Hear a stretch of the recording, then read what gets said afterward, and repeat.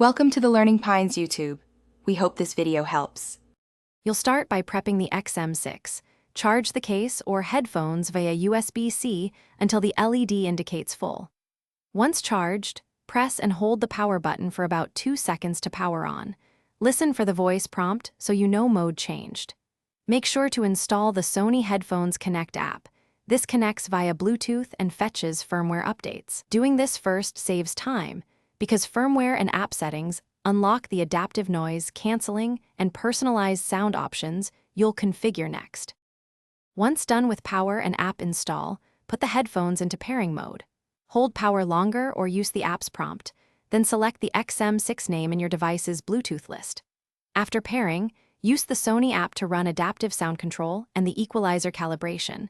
These tune noise canceling and frequency response to your ears. If you use two devices, enable multipoint in settings so calls and media switch seamlessly. Make sure firmware is current, because fixes affect stability and feature behavior. To finish, learn daily controls and maintenance. Use the touch panel for volume and playback and the wear sensor auto pauses. Monitor battery percentage in the app so adaptive noise canceling won't surprise you. For optimized calls, select mic settings in the app and prioritize ANC or ambient mode depending on surroundings. If something goes wrong, no sound, failed pairing, or odd noise, reset the headphones by holding power and the custom button for 7 to 10 seconds. Then repair. This clears Bluetooth caches and usually resolves the issue. Thanks for watching. Consider subscribing if we helped you.